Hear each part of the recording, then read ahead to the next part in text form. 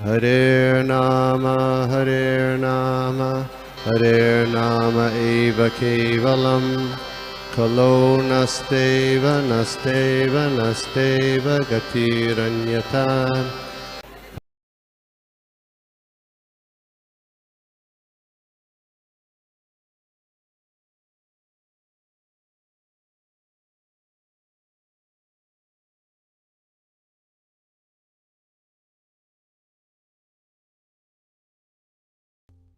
ज्ञान तिमिरांधस्य ज्ञानंजन शलाकया चक्षुषु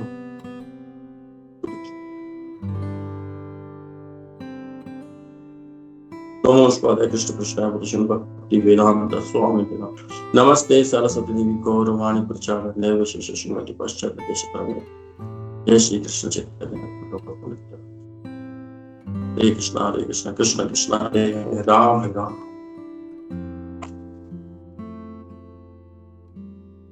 हरे कृष्णा प्रभु जी, आपका आवाज आ रहा है ना? जी प्रभु। तो मैं धन्यवाद देना चाहूंगा गोपी मंडल प्रभु जी का, उन्होंने वापस मुझे याद किया। मैं एक महीने तक कार्तिक के महीने में पिछले 15-16 दिन मायापुर, गंगा सागर और जगन्नाथपुरी की यात्राओं में थे। हमारा पूरा ग्रुप जयपुर से कम से कम 250 भक्त लोग हम वहां के लिए निकले थे। और उससे पहले दिवाली का सीजन चल रहा था, तो कुछ आर्थिक कमाई में लगे हुए थे। उसके बाद फिर आध्यात्मिक कमाई में लगे। फिर उसके बाद आने के बाद दोनों को सेटअप किया, जो दोनों इधर उधर बिखर रहे थे सब सेटअप हुआ। तो अचानक कल प्रभु जी का फोन भी आया और मैसेज भी आया। मैं तो देख ही नहीं रहा था काफी समय से मैसेजेस वगैरह। तो प्रभु जी ने कहा कि आप ही क्लास है। तो मैंने कहा ठीक है। मैंने पहले श्लोक देखा तो बहुत सही लगा, दे सकते हैं उसमें क्लास, यहाँ कुछ बोल सकते हैं। तब मैंने प्रभु जी को एग्री किया और इस बहाने हमें कुछ पढ़ाई करने का, स्टडी करने का मौका मिला, जिससे हमारा शुद्धिकरण होता है। और उसी शुद्धिकरण पर आज हमारी क्लास है, ये जो आज हमारी कक्षा है, जो हमारी कथा है आज, इस पर आज हम चर्चा करेंगे। ये शुद्धिकरण के पीछे ही है सारी कक्षा। और पूरा भागवतम, पूरी भगवत गीता या सुबह की साधना सब हमारी शुद्धिकरण के पीछे ही है। जो हम अशुद्धता में फंस गए हैं, उसको कैसे शुद्ध किया जाए। तो आज जो हम चर्चा करेंगे वो श्रीमद् भागवतम के तीसरे स्कंद के 15वें अध्याय के 12वां और 13वां नंबर श्लोक, जिसका शीर्षक है ईश्वर के साम्राज्य का वर्णन। और वर्णन कौन कर रहा है यहाँ पर? ब्रह्मा जी बता रहे हैं। ऐसे तो मैत्रेय मुनि और विदुर के बीच में ये संवाद चल रहा है, लेकिन बीच में अभी ब्रह्मा जी का आता है कि ब्रह्मा जी देवी देवताओं को जो उनके पास आए हैं उनको बता रहे हैं क्या होने वाला है, क्या हुआ है ये। तो ब्रह्मोवाचा, श्लोक संख्या 12। ब्रह्मोवाचा मनसा मे सुतायुष्मत् पूर्वजा सनकादया चेरुविहाय सा लोका लोकेषु विगत स्पृहा। ब्रह्मा जी ने कहा, मेरे मन से उत्पन्न 4 पुत्र सनक, सनातन, सनंदन तथा सनत कुमार तुम्हारे पूर्वज हैं। कभी कभी वे बिना किसी विशेष इच्छा के भौतिक तथा आध्यात्मिक आकाशों से होकर यात्रा करते हैं। तात्पर्य भाई श्रील प्रभुपाद 4 लाइनों का है। जब हम इच्छा की बात करते हैं तो हमारा अभिप्राय भौतिक इंद्र तृप्ति से होता है। सनक, सनातन, सनंदन तथा सनत कुमार जैसे संत पुरुषों में कोई भौतिक इच्छा नहीं है, अपितु वे कभी कभी सारे ब्रह्मांड में इच्छा से भक्ति का प्रचार करने के लिए यात्रा करते हैं। तो अभी मैंने पूरा ईश्वर के साम्राज्य का वर्णन पूरा, तात्पर्य का तो नहीं, वैसे इसको समझने के लिए मैंने पढ़ा इसको पूरा। और आप सभी भक्त लोग कंटिन्यू इसको देख रहे हैं। इसमें हम देखते हैं कि इससे पहले का जो था दिति, संध्या के समय दिति का गर्भधारण, जब संध्या के समय जब दिति का गर्भधारण हुआ था तो उनके पतिदेव ने पहले उन्हें बता दिया था कि इसमें 2 असुर आएंगे, क्योंकि समय वो गलत था। और समय गलत होने की वजह से हमने काफी चर्चा भी की थी, उस वक्त मैं भी था वहां पर, कि संध्या के समय में ये नहीं होना चाहिए। यहाँ तक कि हमने ये भी चर्चा की थी संध्या के समय में हमें सोना भी नहीं चाहिए। उस वक्त हमें भगवान की भक्ति में लीन होना चाहिए, संध्या आरती करनी चाहिए हमें। और संध्या के समय पे शिव जी के गण घूमते रहते हैं, शिव जी घूमते रहते हैं, और ऐसी जो आत्माएं होती हैं जिनके पास शरीर नहीं होता है उनके लिए वो नया शरीर ढूंढते रहते हैं। तो उस समय जो इस एक्टिविटी में रहता है, इन क्रियाओं में रहता है, उन्हें वो शरीर प्राप्त करने के लिए शिव जी करते हैं। तो इसमें हमने देखा कि दिति काफी समय तक गर्भ धारण रोक के रखी थी, जिसके कारण ये अंधकार पूरा मच गया था। पूरे वैसे तो भौतिक जगत अंधकार ही है, देखा जाए तो भौतिक जगत अंधकार ही है, लेकिन फिर भी सूर्य का जो प्रकाश था वो धीमा पड़ गया था और सारी जगह हाहाकार हो गया था कि क्या हो रहा है। क्योंकि दिति ने एक जो स्वाभाविक स्थिति के विरुद्ध जाकर के सेवा किया, मतलब काम किया। जो जैसे गर्भधारण होना है तो होना है, लेकिन उन्होंने अपनी शक्ति से उस गर्भधारण को रोक के रखा। क्यों? क्योंकि उन्हें पता था कि ये जब ये दोनों जो ये असुर जब मेरे पुत्र उत्पन्न होंगे, ये पूरे का उत्पात मचाएंगे। उनको ये पूरा ज्ञान था, लेकिन उन्होंने भौतिक जगत की भलाई के लिए, मतलब लोक कल्याण के लिए उन्होंने ऐसा किया, लेकिन जिसका प्रभाव उल्टा पड़ा, जिससे सारे देवी देवता देखने लगे कि हो क्या रहा है, ये किस कारण से हो रहा है। तो उन्हें उस चीज का ज्ञान नहीं हुआ। तो हम देखते हैं कि जब भी कोई भी संकट आता है तो जो भी देवी देवता वगैरह होते हैं वो सबसे पहले ब्रह्मा जी के पास जाते हैं, ब्रह्मा जी से राय मशवरा करते हैं, मीटिंग करते हैं, वहां पर इष्ट गोष्ठी करते हैं वहां पर, और उसके बाद वो हल निकलता है कि चलो ठीक है हम भगवान के पास चलते हैं। और कभी कभी भगवान के पास नहीं जाने से सारा ज्ञान ऑलरेडी ब्रह्मा जी के पास होता है, उन्हें पता होता है कि क्या होने वाला है, तो वो वहां पर उनको बता देते हैं कि चलो ठीक है। तो कुछ बातें ऐसी भी होती है जो ब्रह्मा जी को भी नहीं पता होती और वो खुद इससे विचलित होते हैं। तो वो फिर सब मिल करके भगवान के पास जाते हैं, जो कि ब्रह्मलोक से ऊपर एक वैकुंठ लोग बताते हैं, विरजा नदी से वहां पर एक वहां तक ही पहुंच पाते हैं, ये पूरे वहां तक भी नहीं पहुंच पाते। वहां पर एक विष्णु जी शेष शैया पर लेटे हुए रहते हैं। तो लेकिन यहाँ पर ब्रह्मा जी को पूरा ज्ञान था कि क्या क्या होने जा रहा है।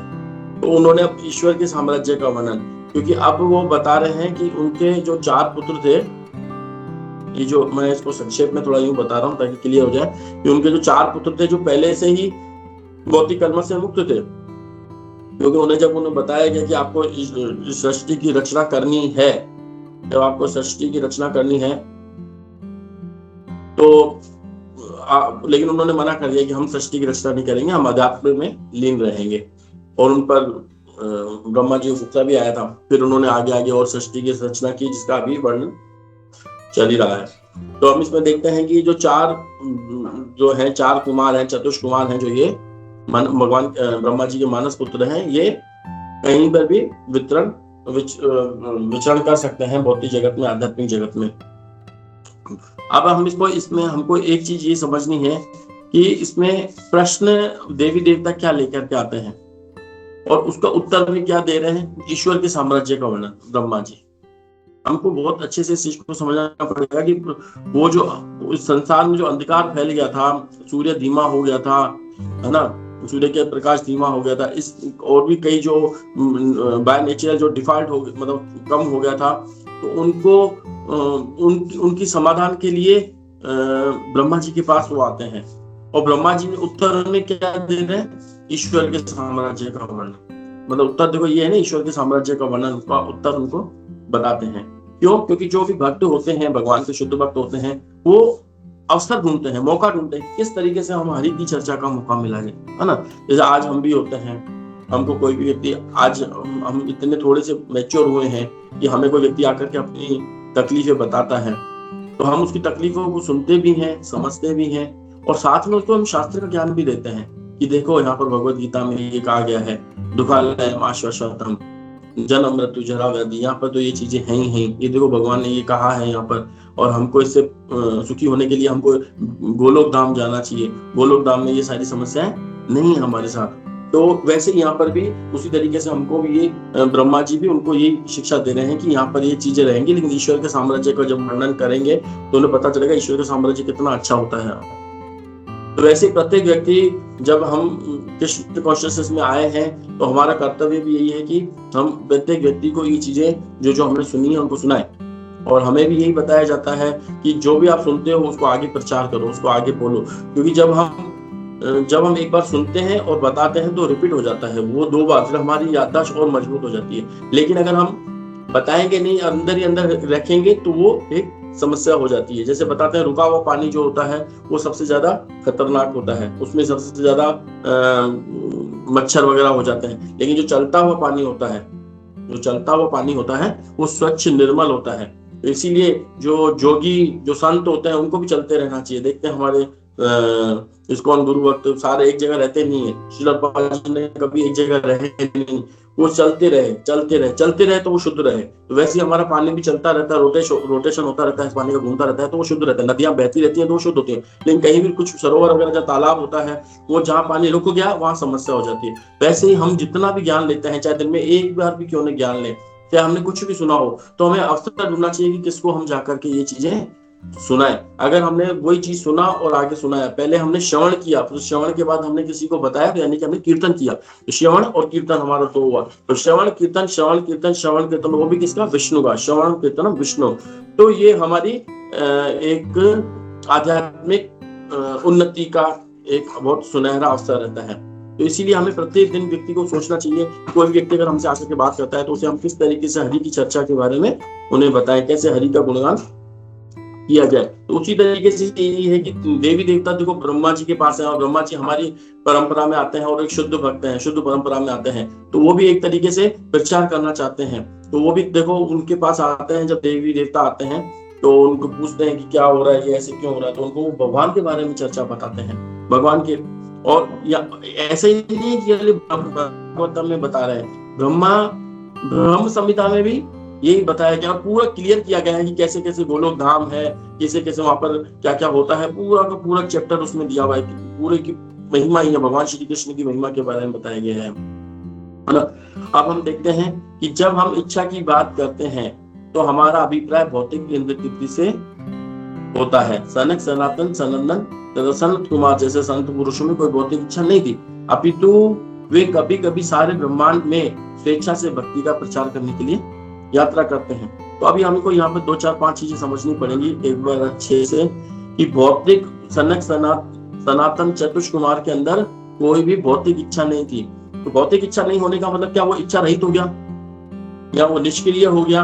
जैसे कि मायावादी लोग सोचते हैं कि वो आत्मा जब परमात्मा मिल जाएगी तो उसकी सारी इच्छाएं खत्म होते ही वो एक परमात्मा में लीन हो जाएगी और वो अपना अस्तित्व खो देंगी। लेकिन यहाँ पर हमको समझना पड़ेगा कि इच्छा, आत्मा निष्क्रिय नहीं है, आत्मा सक्रिय है। चाहे इस भौतिक जगत में है तब भी सक्रिय रहेगी, और आध्यात्मिक जगत में जाने के बाद भी वो सक्रिय रहेगी, बल्कि और ज्यादा सक्रिय हो जाएगी। जब आध्यात्मिक जगत में, आध्यात्मिक आकाश में प्रवेश जब वो करती है तो और ज्यादा सक्रिय हो जाती है। अभी भी सक्रिय है, तभी तो देखते हैं कि एक शरीर के अंदर जब एक आत्मा होती है तो शरीर कितना सक्रिय रहता है। लेकिन वही आत्मा जब शरीर से निकल जाती है तो कैसे शरीर निष्क्रिय हो जाता है। वो एक हाथ भी हम उसका नहीं उठा पाते, हम देखते हैं बिल्कुल डेड बॉडी की तरह रहता है। कई लोग तो डेड बॉडी के पास में जाने से भी डरते हैं। लेकिन यानी कि इससे पता चलता है कि हम मैटर से प्यार नहीं करते, हम आत्मा से प्यार करते हैं। लेकिन अज्ञानता के कारण हम उस मैटर को ही आत्मा समझ बैठते हैं, या उसी को हम सब कुछ समझ बैठते हैं, तो वो हमारे लिए एक समस्या खड़ी कर देती है। तो भौतिक इच्छा और एक आध्यात्मिक इच्छा में हमको समझना पड़ेगा कि भौतिक इच्छाएं क्या होती हैं और एक आध्यात्मिक इच्छा क्या होती है। हम अपने इंद्रियों की तृप्ति के लिए, भगवान ने जो हमको ये शरीर दिया है या ये जो मशीन दी है, इस मशीन के ऊपर जो हमको 5 प्रकार की इंद्रियां दी है, जिससे हम सुख का अनुभव करते हैं और दुख का अनुभव करते हैं। और इस सुख को हम भौतिक सुख या क्षणिक सुख कहते हैं, है ना। इनसे जो उत्पन्न सुख होता है, इसके लिए जो हम इच्छा रखते हैं, ये एक भौतिक इच्छाएं कहलाती हैं। हम अपनी इंद्रियों को तृप्त करते हैं, जिससे हमें सुख तो मिलता है, लेकिन क्षणिक सुख मिलता है। और आत्मा क्षणिक नहीं है, आत्मा शाश्वत है, तो उसको सुख भी शाश्वत चाहिए। लेकिन वो अज्ञानता में फंस गई है, वो अपने आप की पहचान भूल गई है, जिसकी वजह से वो यहाँ वहां भटक रही है। तो हमको देखना पड़ेगा कि भौतिक इच्छा अपनी इंद्रियों के सुख को पूरी करने के लिए जब करते हैं हम, तो उसको हम इंद्रिय भौतिक सुख कह जाते हैं। और आध्यात्मिक इच्छा क्या होती है? अपनी कोई इच्छा न होना, अपनी स्वयं की कोई इच्छा न होना, अपने गुरु की इच्छा को, अपने प्रभुपाद की इच्छा को, या इससे भी ऊपर हम कहें तो भगवान श्री कृष्ण की इच्छा को पूरा करने के लिए उसमें अपने प्रयास को लगाना। पहले हम क्या कर रहे थे कि हम अपनी इंद्रिय तृप्ति को पूरा करने में प्रयास कर रहे थे। अब हम देखते हैं कि अब हमारी इच्छा जो है वो तो गलत है ना, और जो हम इच्छा करेंगे उसमें हम फंसेंगे। अब हम क्या करेंगे? अब हमको ये इच्छा रखनी है कि किस तरीके से हमारे गुरु का जो मिशन है, किस तरीके से प्रभुपाद जी का जो मिशन है, इसमें हम हेल्प कर सकें। और अल्टीमेटली प्रभुपाद जी भी कृष्ण की इच्छा का ही अनुमोदन कर रहे हैं, उनकी इच्छा का पूरा होने का प्रयास कर रहे हैं। उन्होंने अपने गुरु की इच्छा को, गुरु की जो उनकी इच्छा थी उसको उन्होंने रूप दान दिया। अगर हम देखें कैसे, अगर हम देखें कि क्या इच्छा थी कि विदेशों में ये प्रचार हो, केवल उनका ये एक इच्छा थी, लेकिन वो इच्छा को रूप दान दिया। रूप मतलब उसको करके दिखाया, है ना। जैसे हम किसी की कुछ भावना होती है, लेकिन हम उसको वीडियो की तरह रिकॉर्डिंग करके हम उसको दिखा देते हैं कि देखो ये कहना चाह रहा है, इसका भाव यहाँ पर ये है। ड्रामे में कई बार हम बहुत अच्छे से समझ जाते हैं कि कैसे क्या एक ड्रामा हुआ, ड्रामे में हर चीज समझते हैं। वीडियो में जब हम कोई चीज सीरियल देखते हैं तो और अच्छे से हमको चीज को समझ में आता है, हाव भाव ये वो। उसी तरीके से भक्ति सिद्धांत सरस्वती की इच्छा क्या थी? भक्ति सिद्धांत सरस्वती प्रभुपाद जी की इच्छा थी कि विदेशों में कृष्ण भक्ति का प्रचार हो। ये साइंस जो था, ये कृष्ण की, जो लोग सूखे सूखे पड़े थे, जो विदेशी लोग थे या जो भारत के जो भी लोग थे, वो सूखे सूखे थे, उनको कृष्ण भक्ति का ज्ञान, एक गीलापन नहीं मिल रहा था उन्हें, वो बिल्कुल अंदर से सूखे सूखे थे। तो भक्ति सिद्धांत सरस्वती गोस्वामी महाराज की इच्छा थी कि ये जो विज्ञान है ये विदेशों तक फैले, है ना। और उन्होंने श्रील प्रभुपाद जी को केवल एक बार दिया। और श्रील प्रभुपाद जी यहाँ तक भी लिखते हैं कि मैं कोई हमारे गुरु महाराज से ज्यादा समय नहीं मिला था, 5, 7, 6, 7 बार कुछ भेंट हुई है उनकी, ज्यादा भेंट नहीं हुई थी। उस भेंट के अनुसार ही उन्होंने अपना पूरा जीवन के सोचते रहे, शुरू से सोचते रहे कि किस तरीके से हम अपने गुरु की इच्छा को हम पूरी करें, किस तरीके से हम गुरु की इच्छा को पूरी करें, किस तरह से गुरु की इच्छा को पूरी करें। उन्होंने दिल्ली में प्रचार करने का प्रयास किया, लेकिन वहां पे वो सफल नहीं हुए। फिर उन्होंने विदेश में गए, और ये हम सब जानते हैं कि किस तरीके से उन्होंने प्रचार किया और किस तरीके से उन्होंने गुरु की इच्छा को आगे रखा। तो गुरु की इच्छा को, जब वो खुद की इच्छाओं को सब खत्म, फिर गुरु की इच्छा को प्रयास करने के लिए अपनी इच्छा को उसमें मिला दिया। तो उसी तरीके से भगवान बताते हैं 18वें अध्याय में कि जो मेरे नाम का प्रचार करता है, जो मेरे इस ज्ञान को सब जगह देता है, उससे ऊपर मुझे, उससे प्रिय मुझे कोई नहीं है। तो बस हमें भी भगवान के उस ज्ञान को लेकर के, जैसे अभी भगवद गीता मैराथन आ रहा है, तो उसमें हम पूरे से जोश के साथ रहें, तो हम उस भगवान की इच्छा को पूरा करने में समर्थ करते हैं। और श्री प्रभुपाद जी की इच्छा, भगवान की इच्छा, गुरुदेव की इच्छा, ये सब एक ही इच्छा होती है। तो ये होती है आध्यात्मिक इच्छा, कि हमारे लिए कुछ भी नहीं, सब कुछ भगवान के लिए। एक खुद के लिए तो केवल ये होना चाहिए, हम एक बिके हुए गुलाम हैं। एक बिका हुआ गुलाम कैसा होता है? अगर हम देखते हैं कोई बंधुआ मजदूर होता है या कोई बिका हुआ गुलाम होता है, उसकी खुद की क्या इच्छा हो सकती है? वो क्या खुद अपने मर्जी से पानी भी नहीं पी सकता। हम देखते हैं कोई बंधुआ मजदूर होता है, उसके हम पूरा काम करवाते हैं, पूरा जलाश में थोड़ा समय देते हैं, आप जाके खाना खा ले, थोड़ा सा खाना देते हैं, सुबह को फिर उठा देते हैं उसको, फिर रात को लेट तक सुलाते हैं, बिल्कुल उसको घसीटते रहते हैं हम। गुलामी वाली जिंदगी, ऐसी जिंदगी होती है गुलामी वाली जिंदगी। लेकिन यहाँ पर जो हम गुरु की शरण में जब जाते हैं और जब गुलामी वाली जिंदगी जीते हैं, तो उसमें हमको जो आनंद आता है वो आनंद परमानंद होता है। उस आनंद की बराबरी हम किसी भी कीमत में नहीं कर सकते। तो हम यहाँ पे अभी हम क्या समझे? भौतिक इच्छा और आध्यात्मिक इच्छा। आध्यात्मिक इच्छा मतलब हमारी इच्छा को हमने भूल गए, कि हमने अपने इंद्रिय तृप्ति को भूल गए। अब हमको बस फैलाना है भगवान के जो मूवमेंट है, श्रील प्रभुपाद जी का मूवमेंट है, इसको बढ़ाना है। किस तरीके से? यही एक इच्छा लेकर के हमको जीना है इस संसार में। और भौतिक जगत, और हम देखते हैं क्या है कि भौतिक जगत इस संसार की, उस संसार की कॉपी है। जो भौतिक जगत है ये आध्यात्मिक जगत के संसार की कॉपी है, एक फोटो कॉपी है, या उसका प्रतिबिंब हम कह सकते हैं उसको। तो प्रतिबिंब में जो भी होता है वो सब वैसा का वैसा ही होता है, पर प्रतिबिंब में यहाँ पर यह है कि सब कुछ हम हमारे लिए कर रहे हैं, और जबकि आध्यात्मिक जगत में सब कुछ भगवान के लिए ही होता है। और ऐसा नहीं है, यहाँ पे श्रील समझाते भी हैं हमें कि वहां पर भी सुंदर सुंदर स्त्रियां हैं, सब कुछ है, लेकिन वहां पे काम वासना नहीं है। वहां पर व्यंजन तो बहुत सारे हैं खाने पीने के, लेकिन वहां पे काम की जो भूख है हमारे अंदर वो नहीं है। वहां पे जो भी हमें सुंदर चीज दिखती है वो हम देखते हैं यार ये कैसे कृष्णा के लिए हम इसको यूज करें, कैसे हम इसको कृष्णा के लिए लगा सकते हैं। हर एक सुंदर चीज जैसे हमको वहां पे दिखी ये तो कृष्णा के लिए होना चाहिए। जैसे हम इस संसार में देखते हैं, शिलापा जी को उदाहरण देते हैं इसका, हम बाहर जाते हैं कभी भी और हम अपने लिए कुछ खरीदारी करने जाते हैं, लेकिन कोई छोटा जूता या कोई छोटा पैंट या कुछ छोटा सा टी शर्ट देखते हैं, अरे यार ये तो कितना सुंदर लग रहा है, तो मेरे बच्चे को बहुत अच्छा फिट होगा, मैं ये ले लेता हूँ या मैं ले लेती हूँ। तो इसी तरीके से हमारा चिंतन अपने बच्चे के लिए रहता है। उसी तरीके से यही चिंतन अगर हम कृष्णा के लिए कर दें तो ये हमारा जीवन सार्थक हो जाएगा। और उसी तरीके से नारद मुनि भी इस भौतिक जगत में ऊपर से नीचे तक घूमते रहते हैं, उन्हें कोई रोक टोक नहीं होती। उसी तरह चतुष कुमार थे, वो भी आ जा सकते थे। और अब हम अगले श्लोक की तरफ चलते हैं, श्लोक संख्या 13। एकता भगवतो वैकुंठस्य मलात्मनः ययुर्वैकुंठ निलयम सर्वलोक नमस्कृतम्।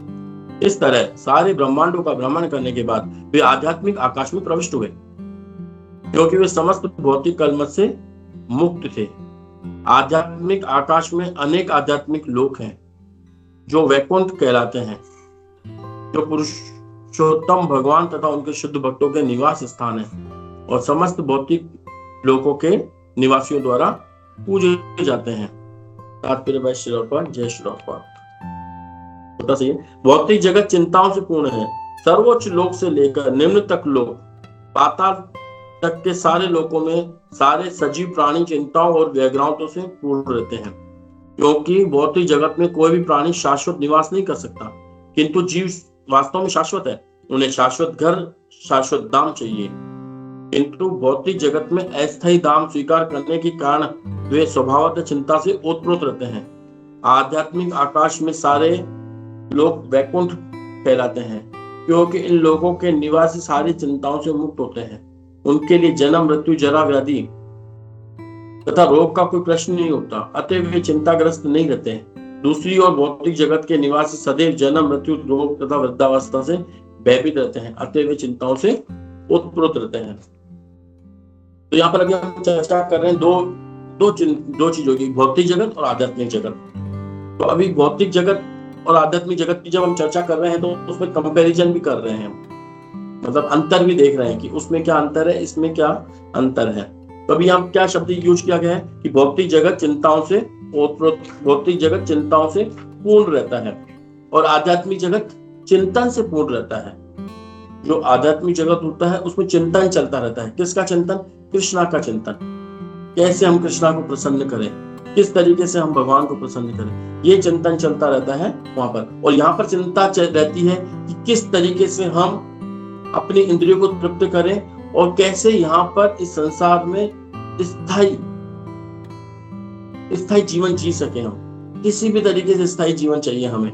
हम अगर कोई भी वस्तु बाहर से लेने जाएंगे, किसी की गारंटी 10 साल की हो और किसी की 5 साल की हो, तो हम पहले 10 साल की गारंटी वाला वस्तु लेंगे, क्योंकि हमको स्थायी चीजें चाहिए। स्थायी चीजें भी हमें चाहिए।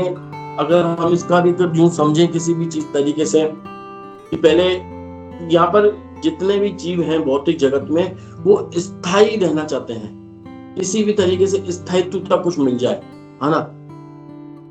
हम दामोदर देश में रहते थे, वहां पे नागरिकता हमको स्थायी नहीं मिलती, 3 साल के लिए हमको वीजा मिलता था और वहां पे देते ही नहीं थे। लेकिन अमेरिका में भी बहुत मुश्किल से मिलता है, लेकिन वहां पे स्थायी दे देते हैं, ग्रीन कार्ड वगैरह।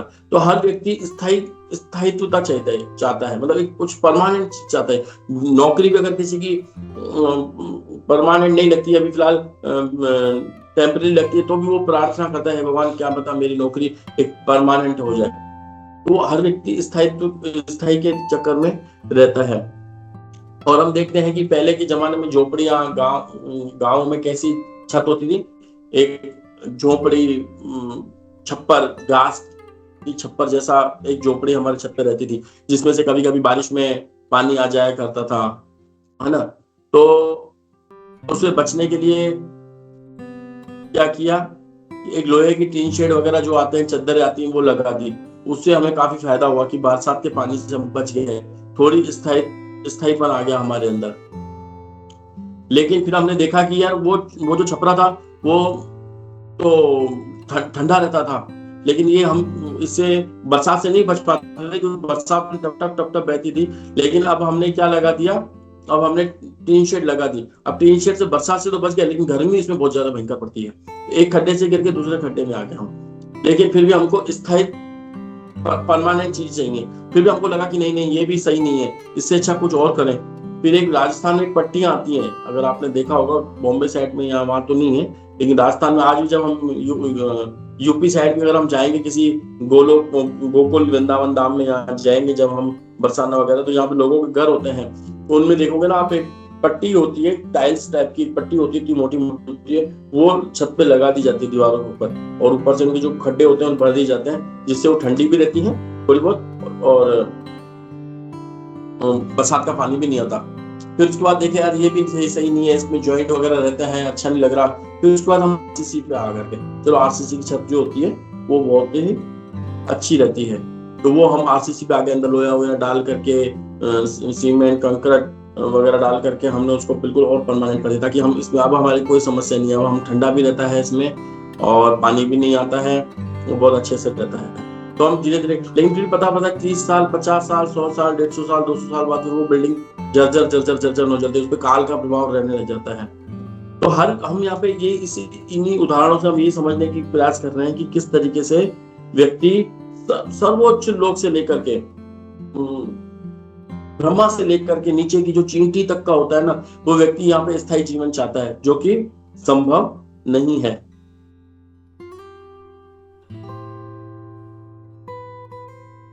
हम देखें कि इसी से हम छोटा मोटा ये भी उदाहरण लें कि पहले अगर हम घर पे व्हाइट वॉश करते थे, चूना का व्हाइट वॉश करते थे, चूने का व्हाइट वॉश से क्या वो कपड़े वपड़े सब गंदे हो जाते थे। फिर डिस्टेम्बर आया, फिर आजकल प्लास्टिक पेंट ऐसे आ गए हैं बिल्कुल बढ़िया तरीके से, स्थायी 2-2 3-3 साल तक आपके खराब नहीं होंगे। तो हम इससे हमको क्या यही चीज हमको समझनी है कि किस तरीके से भौतिक जगत जो है वो जो हमारे नीड्स को समझने का प्रयास कर रही है, जो मैन्युफैक्चरिंग कंपनियां होती हैं वो हमारी नीड्स को समझने की प्रयास करनी है कि इनको कुछ परमानेंट चीज दें हम, जिससे ये हैप्पी हो सके।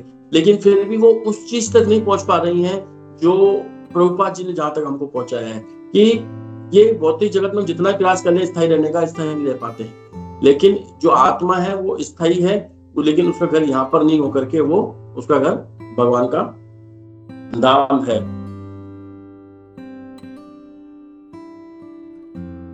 समस्या यह है कि हम भौतिक शरीर के साथ, भौतिक शरीर भी हमें चाहिए और स्थायित्वता भी चाहिए। हमारी समस्या ये है कि हम जो सुख ढूंढ रहे हैं वो इसके साथ हम ढूंढ रहे हैं, शरीर के साथ जो भी हमें सुख मिलना है वो मिल जाए, इसके बाद जो सुख मिलना है वो हम उसकी हम चर्चा नहीं कर सकते या हमसे बात नहीं करना चाहते उस पर, क्योंकि हम चाहते हैं कि शरीर से संबंधित हमारे बच्चे, उनको जो घर मिल जाए ये परमानेंट रहे।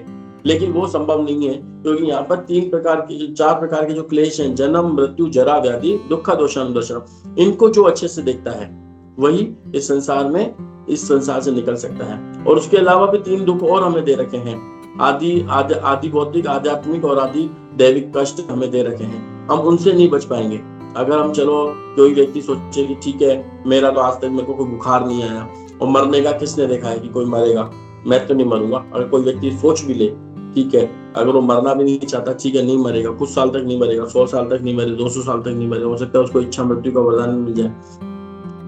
और बीमार, मेरी इम्यूनिटी पावर बहुत अच्छी है, मैं बीमार नहीं हूँ, आज तक मुझे बुखार नहीं है, चलो ठीक है, चलो बुढ़ापा धीरे धीरे आएगा तो मेरे पास काफी सारे कॉस्मेटिक्स आइटम है जिनको लगा के मैं फिर भी जवान रह लूंगा। लेकिन अगर वो इनसे बचना भी चाहे, पहले बात तो बच नहीं पाएगा, ये तो हम ठीक है से उसके मन की खुशी के लिए कर रहे हैं, चल ठीक है। तो लेकिन फिर भी भगवान ने बाहर और फिर 3 आदि दैविक, आदि आत्मिक और आदि भौतिक कष्ट दे रखे हैं, जिससे हम कभी नहीं बच पाएंगे। ये सूखा पड़ जाएगा, या कभी बहुत ज्यादा अतिवृष्टि अनावृष्टि हो जाएगी, कभी बहुत तेज बारिश हो जाएगी, और हमारे जो मन से जो उत्पन्न दुख हैं, आध्यात्मिक दुख हैं जो है हमारे, उससे हम नहीं बच पाएंगे। क्योंकि ये हमारा मन का जो दुख होता है, बहुत सबसे खतरनाक दुख यही होता है कि हम यहाँ पर संसार में जिनको अपना मानते हैं उनको दुखी नहीं देखना चाहते हैं, है ना। ये आध्यात्मिक दुख होता है। और आदि भौतिक दुख होता है जो दूसरों के द्वारा हमें मिलेगा ही मिलेगा। पड़ोसी के पास अच्छा, हमसे ज्यादा अच्छा हो गया, हमारे रिश्तेदार का हमसे ज्यादा अच्छा हो गया, तो ये दुख हमें मिलेंगे मिलेंगे। और आध्यात्मिक आकाश में प्रविष्ट होने का मतलब ये है कि भौतिक कलमश से मुक्त होना। और भौतिक कलमश से मुक्त होने का क्या मतलब है कि हमारे अंदर एक भी इच्छा इंद्र तृप्ति के नहीं ले रहे हैं। अगर कोई भक्त है, बहुत ज्यादा शुद्ध भक्त है, अगर उसके अंदर भी किसी एक व्यंजन के प्रति भी, भगवान के प्रसाद के प्रति भी अगर उसके उसके प्रति आकर्षण है, तो भी वो रुकावट रहेगी आध्यात्मिक जगत में जाने की। एक चैतन्य महाप्रभु की लीला में आते हैं, उनको नाम पता नहीं है, एक राजा के पुत्र थे, उनका नाम पता नहीं है। वो भगवान चैतन्य महाप्रभु से जब जुड़ गए तो उनके साथ आया जाया करते थे, रहा करते थे। लेकिन जब वो किसी मंदिर में जाते थे तो वो राजा के पुत्र होने की वजह से उनको बहुत ज्यादा सम्मान मिला करता था। और जहां भी मंदिर में दर्शन किया करते थे तो उनको बहुत अच्छा अच्छा प्रसाद मिला करता था। पांडा लोग जो होते थे वो उनको अच्छे से प्रसाद देते थे, राजा का पुत्र है, इनको अच्छे से दो, इनको अच्छे से दो। तो चैतन्य महाप्रभु ने कहा था ये भी एक जो कारण है ज्यादा मान सम्मान पाना और ज्यादा प्रसाद, भगवान के प्रसाद के प्रति भी ज्यादा आकर्षण रखना, ये भी हमें इस संसार में बांध सकता है। क्योंकि भगवान का प्रसाद केवल होता है हमारे शरीर की आवश्यकताओं की पूर्ति के लिए। क्योंकि हम बाहर का यहाँ वहां का नहीं खाकर के, केवल हम बाहर का ना खाकर के हमको भगवान का प्रसाद जिससे हम शुद्ध हो सके। लेकिन एक शुद्धता के बाद हमें ये भी है कि उस प्रसाद से भी हमें विरक्ति लानी होगी।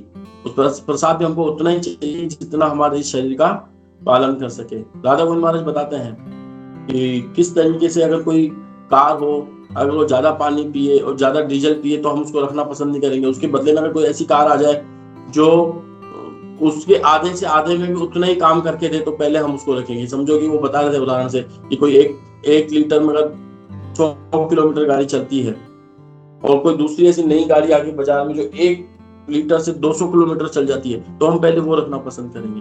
तो ठीक वैसे इस शरीर को भी उतना ही हमें देना चाहिए जितनी इसकी जरूरत हो, जरूरत से ज्यादा नहीं देनी चाहिए। और एक व्यक्ति ने पूछा भी जहर क्या होता है, किसी व्यक्ति ने पूछा कि विष क्या होता है, ये जहर क्या होता है, तो उन्होंने बताया कि आवश्यकता से हर अधिक वस्तु जहर होती है। कोई भी चीज आवश्यकता हो, भौतिक संसार की बात कर रहा हूँ, आध्यात्मिक जगत की नहीं, भौतिक संसार में अगर हमें जीना है तो आवश्यकताओं के नियमों के अंदर रह करके खाना भी हमें कितना खाना है इसे भी हमें पता चलना चाहिए कि हमें इतना ही खाना चाहिए। कितना सोना है वो भी हमें पता होना चाहिए कि हमें कितना सोना है। कितना हमें बोलना चाहिए, कितना हमें पढ़ना चाहिए, लिखना चाहिए, सब एक लिमिटेशन है इसकी भी। कोई आदमी ज्यादा पढ़ लिख लेता है, किताबी कीड़ा हो जाता है, वो भी एक संसार में अच्छी चीज नहीं है ना।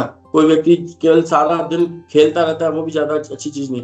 आवश्यकता, हर चीज की आवश्यकता है। प्रभुपाद जी ने हमें बता गए 6 घंटे हमें सोना चाहिए, 6 घंटे से ज्यादा नहीं सोना चाहिए। तो प्रभुपाद जी हमें हर चीज का एक प्रैक्टिकल उदाहरण भी हमें देखे गए हैं। तो आप भी हमें यहाँ पे पता चल रहा है कि हमने जो आज हमने चर्चा की, चिंतन में अंतर, भौतिक इच्छा क्या होती है, आध्यात्मिक इच्छा क्या होती है।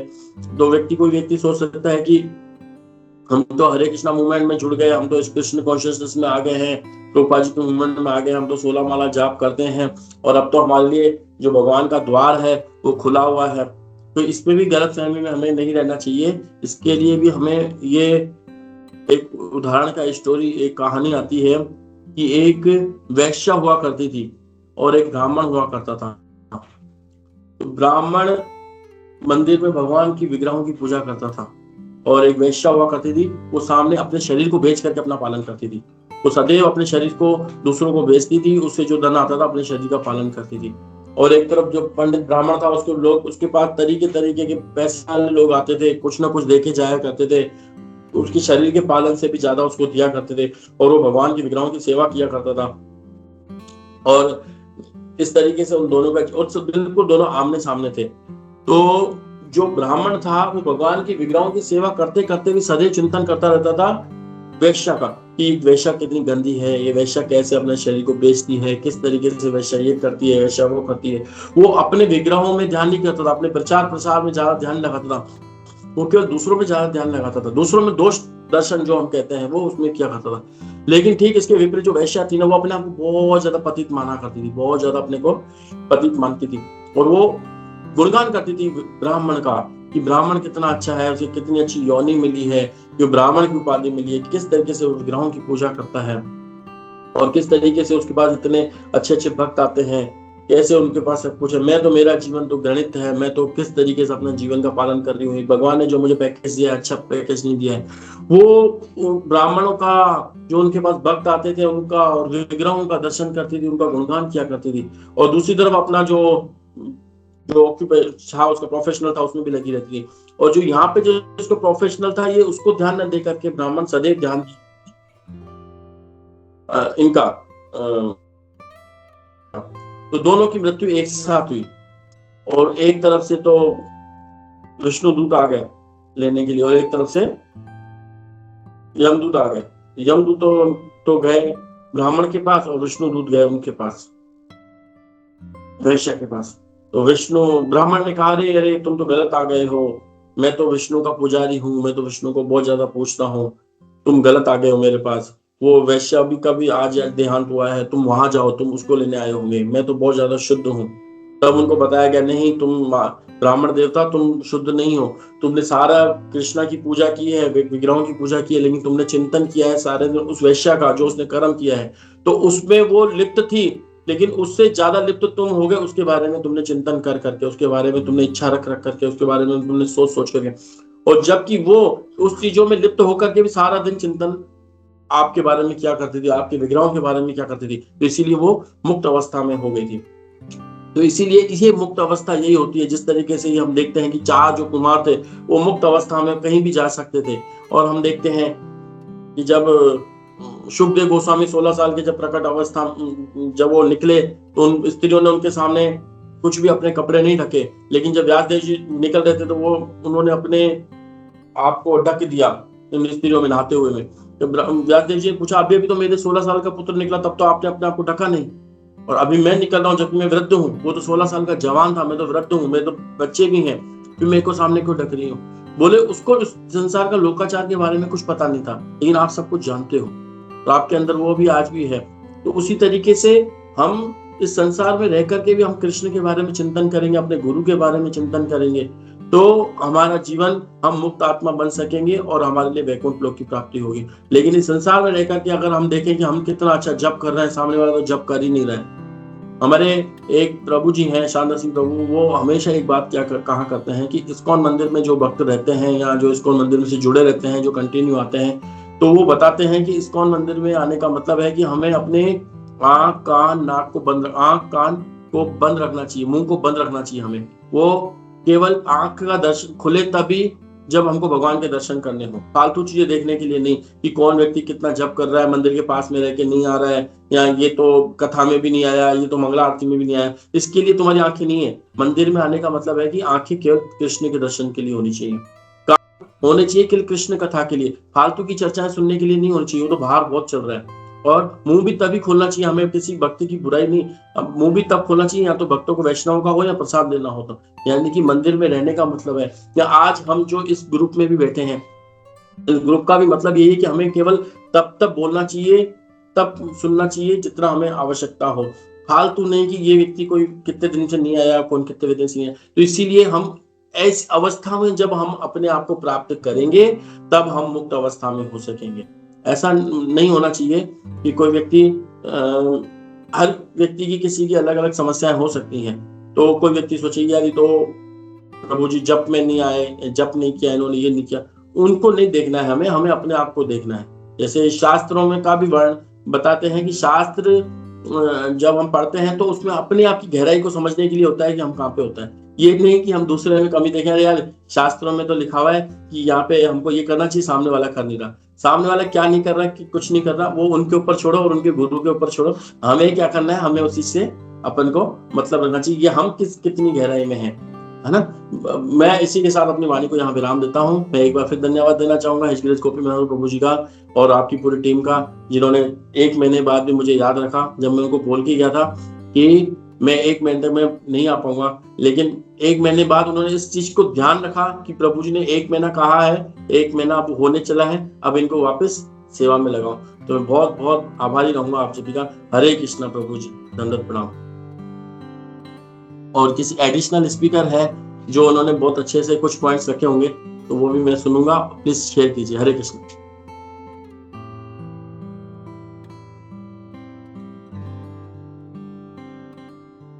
हरे कृष्णा प्रभु जी, दंडवत प्रणाम प्रभु जी। आपका क्लास प्रणाम माता जी। काफी लर्निंग क्लास रहा, बहुत अच्छे अच्छे पॉइंट्स जो प्रैक्टिकल लाइफ में लाने का जरूरत है, जो पॉइंट आपने बताया। मेरे पास कोई एक्स्ट्रा पॉइंट तो नहीं है प्रभु जी, लेकिन आपने जो क्लास में बताया है उसी से कुछ ऐसा रियलाइजेशन शेयर करना चाहेंगे।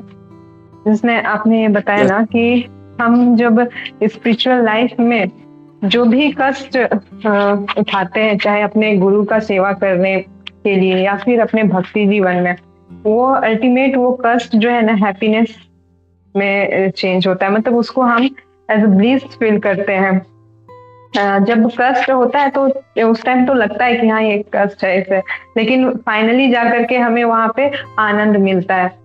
ये पॉइंट बहुत अच्छा लगा। और ये जो आपने ये बताया ना कि हम जो मटेरियल वर्ल्ड में जो जैसे अभक्त होते हैं, मतलब हम जैसे, तो वो हमेशा चिंता में रहते हैं, हर चीज का ना इनसिक्योरिटी फील करते हैं। मतलब हर चीज गेन करने पे लगे रहते हैं, अगर ये कर लेंगे तो रहेगा, लाइफ अच्छा रहेगा, ये कर लेते तो ये अच्छा रहेगा। तो इस तरह का चिंता हमेशा लगा रहता है। लेकिन हमें इस आध्यात्मिक जीवन में चिंतन करने के लिए बताया गया है, और वो चिंतन जो है वो भगवान का चिंतन करने के लिए बताया गया है। और क्यों करने के लिए बताया गया कि ये चिंतन से ही हमारा जो है ना सारा चिंता दूर होगा। जो इस मटेरियल वर्ल्ड में जो आपने बताया ना कि 4 तरह के जो है जन्म मृत्यु जरा व्याधि है, और फिर ऊपर से 3 दुख देने के लिए और है। तो इस तरह के जो चिंता से है ना, तभी हमें मुक्ति होगा जब हम भगवान का चिंतन में लगे रहेंगे। तो ये पॉइंट है प्रभु जी। Thank you for class. Hare Krishna. सभी भक्तों को मेरा प्रणाम। हरे कृष्णा। हरे कृष्णा। माता, जो पहला वाला पॉइंट बताया ना कि हम अपनी स्वेच्छा से जो हम जो दुख देते हैं, या मतलब समझो कि जो अपने गुरु की इच्छा के लिए जो हम करते हैं, या अपने प्रभुपाद जी के मूवमेंट को बढ़ाने के लिए जो हम कष्ट सहते हैं या लेते हैं, इसको प्रभुपाद जी बोलते हैं स्पिरिचुअल एंजाइटी। स्पिरिचुअल एंजाइटी है ये। भौतिक जगत की तो भौतिक एंजाइटी होती है, लेकिन ये स्पिरिचुअल एंजाइटी, तो हमको टेंशन लेनी भी चाहिए कि किस तरीके से ये मूवमेंट आगे बढ़े, किस तरीके से हमारा साधु संघ का ग्रुप बड़ा हो। तो ये एंजाइटी हमें लेनी भी चाहिए, तो इसको स्पिरिचुअल एंजाइटी कहेंगे। हरे कृष्णा माता जी, थैंक यू। हरे कृष्णा प्रभु जी, थैंक यू।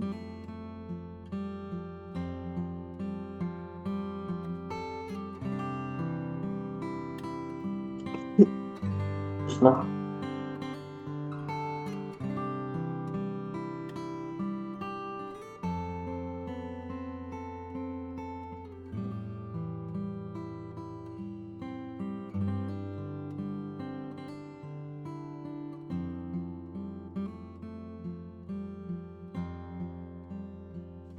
हरे कृष्णा प्रभु, दंडवत प्रणाम। प्रभु। बहुत बहुत धन्यवाद प्रभु, बहुत अच्छा क्लास था एज यूजुअल प्रभु। हमारे कुछ जो अच्छे जो स्पीकर्स हैं हमारे, उनमें से आपको क्लास हमेशा जो है बहुत अच्छा रहता है। तो बहुत बहुत धन्यवाद प्रभु। आपसे सुनने भी अच्छा लगता है, बहुत ही एकदम नॉर्मल और एकदम इनोसेंट आपका प्रेजेंटेशन रहता है, इसके वजह से बहुत अच्छा लगता है। मैं आज का पूरा क्लास नहीं सुन पाया, वोटिंग के लिए गए थे, तो उसके लिए मैं क्षमा चाहता हूँ। लेकिन लास्ट के जो जो जो पॉइंट्स सुने वो काफ़ी अच्छे थे। जैसे वो स्पिरिचुअल एंजाइटी के बारे में बताया कि बहुत ज़रूरी है कि हम लोग जो है एकदम आराम से जीवन जीना चाहते हैं, बस अपना चैंट करना चाहते हैं, प्रसाद खाना चाहते हैं और आराम करना चाहते हैं। लेकिन भक्त का जीवन जो है हमेशा जो है वो एफर्ट्स में लगा रहता है। तो हमेशा वो कुछ ना कुछ वो प्रयास में लगा रहता है कि हम लोग भगवान का जो ये आंदोलन है, प्रभुपाद जी का आंदोलन है, गुरु महाराज का सेवा करना है, तो उसमें इतनी सारी सेवाएं रहती है, उसमें हम कैसे हम लोग अग्रसर हो, कैसे इसको पूर्ण करें, ये हम लोग को हमेशा टेंशन रहता है। तो एक मतलब बोलते ना हमेशा कि भक्त में और एक भौतिक व्यक्ति में मतलब ऐसा बाहर से देखा जाए तो फर्क नहीं होता। ये भी खाता है, वो भी खाता है, ये भी भौतिक व्यक्ति भी डांस करता है, भक्त भी डांस करता है। वैसे जो है एक भौतिक आदमी भी टेंशन में रहता है हमेशा और वैसे ये भक्त भी जो टेंशन में रहता है, लेकिन उसका टेंशन जो है आध्यात्मिक रहता है कि अब मेरे गुरु महाराज के लिए मैं क्या करूं, उन्होंने ये कहा है, ये आदेश दिया है, तो इसको कैसे पूरा करो। प्रभुपाद जी का ये कि मुझे डेली कम से कम 2 घंटा बुक्स पढ़नी चाहिए, तो ये कैसे करूं मैं, मेरे से हो नहीं रहा है, 15 मिनट दे पा रहा हूँ, आधा घंटा दे पा रहा हूँ। तो हमेशा वो जो है इसी उधेड़ बुन में लगा रहता है और कुछ ना कुछ, और यही जो उधेड़ बुन है, यही जो हमारा टेंशन है, हम लोग को भक्ति में आगे लेके जाएगा। हम लोगों को जहाँ पे हम रिलैक्स हो गए कि भाई चलो ठीक है, प्रसाद खा लिया, जप कर लिया 16 माला, बस अब तो सो जाओ आराम से, नहीं, हमेशा जो है भक्त हमेशा जो है वो भगवान के कार्य में, अपने वैष्णवों के सेवा में, अपने गुरु की सेवा में हमेशा वो तत्पर रहता है। और क्या करूं क्या नहीं करूं, मतलब जैसा किम कर रहा, जैसे हनुमान जी जिस पोज में बैठते हैं ना, वैसे ही वो, उसका दिमाग भी वैसे ही रहता है कि मुझे अब क्या करना है, अब क्या करना है, अब क्या करना है। तो ये एक पॉइंट मुझे काफी अच्छा लगा। तो बहुत बहुत धन्यवाद प्रभु जी, और मेघा माता जी ने भी अच्छे से इसको पूरा किया। सो थैंक यू प्रभु जी। हरे कृष्णा, दंडवत प्रणाम। प्रभु जी, हरे कृष्णा। हरे कृष्णा प्रभु जी, दंडवत प्रणाम। बहुत दिनों के बाद आपका हुआ, और जैसे हमेशा की तरह आपका क्लास बहुत सरल भाषा में, बहुत सीधी से आप बहुत अच्छे से समझाते हैं कि किस तरह भौतिक जगत स्थायी नहीं है। चींटी से लेके ब्रह्मा जी को ऐसा लगता है कि ये स्थायी होना चाहिए, लेकिन नहीं है। और आध्यात्मिक जगत कैसे स्थायी है, मतलब भौतिक जगत से वैकुंठ तक आपने बहुत सरलता से वो समझाया कि किस तरह भौतिक जगत होता है और वैकुंठ कैसे, आध्यात्मिक जगत में कैसे जाना है। बहुत अच्छा लगा प्रभु जी, बहुत बहुत धन्यवाद। हरे कृष्णा। हरे कृष्णा कुंजेश्वर माता जी, हरे कृष्णा। हरे कृष्णा। और किसी का कोई कमेंट नहीं है तो हम लोग रुकते हैं। फिर से एक बार बहुत बहुत धन्यवाद प्रभु जी, और ऐसे ही जुड़े रहिए। हरे कृष्णा प्रभु, दंडवत प्रणाम। अंतराज श्रीमद् भागवतम की जय, प्रभुपाद की जय, स्कंद की जय। हरे कृष्णा।